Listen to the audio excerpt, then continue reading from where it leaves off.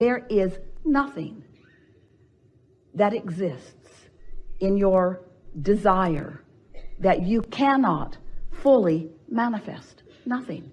If this time-space reality has the wherewithal to inspire the desire within you, you have the ability to translate it. But before you can begin to do that, you have to accept that you are a perceiver of the vibration. And that's where so many of you get tripped up, because you look around and you don't even realize that you've been perceiving, and you look around at this world which is full of stuff and others doing all kinds of things. And so you think it is more tangible than it is, and you think it's more about action than it is. Most of you have missed the point altogether. You don't understand that you are a vibrational being in a vibrational universe.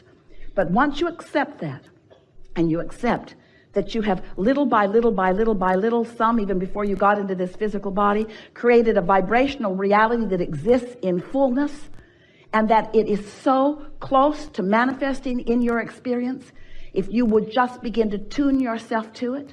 So all that we just said to you just now translates into something that's very simple. You just got to care about how you feel. You got to care enough about how you feel that in the early subtle stages of a thought not feeling so good, or of a thought being clear and you having clarity, and then you beginning to feel it getting a weaker and weaker signal because you are introducing static to the equation. Once you begin to accept that everything in this universe is vibrational and is ordered by this law of attraction, once you understand that and you begin to think and feel deliberately, now you can take a small idea almost as soon as it occurs to you, and you can foster it by focusing on it with the intent of feeling good as you do.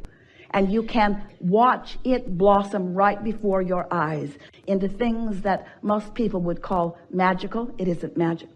It is just a conscious, deliberate utilization of the laws of the universe and the guidance system that you were born with in order to hold yourself in a vibrational frequency pattern enough that you can begin to perceive as you are meant to perceive, you see.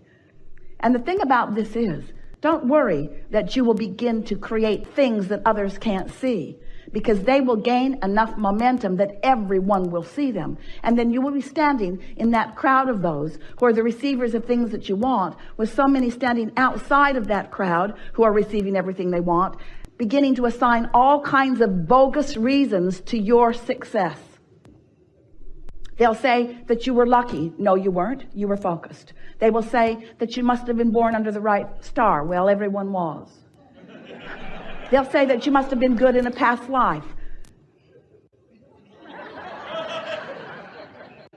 Irrelevant, but true. You all were. You are vibrational beings who live in a vibrational universe. And we think that it's time for you to accept your vibrational nature and learn to use the tool, the emotional guidance tool that you were born with, that lets you tune yourself deliberately to the frequency that allows you to perceive the life that you want to live, you see. It's so fun to live on purpose. And while so many people are doing all right, living by default, because there's enough good stuff around to observe, to hope for, and to dream for, most of all, what we desire for you is the freedom that comes only when you gain control of your own vibration. That's the freedom that you want.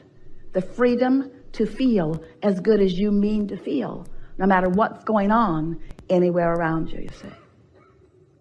So, almost everyone is offering their vibration in response to what they are observing. Almost everyone is living a rather conditional love experience. And we want to say to you that in most cases, you are looking for love in all the wrong places, because where it is in the harmonics between you and you.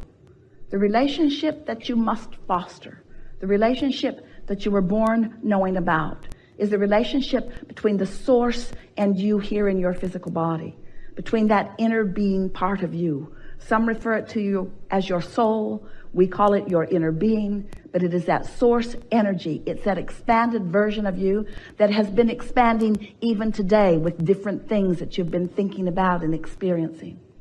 So as you are seeking relationship with that relationship first, if the relationship between you and who you really are is primary to you, if feeling good matters most to you, then everything else will fall into place.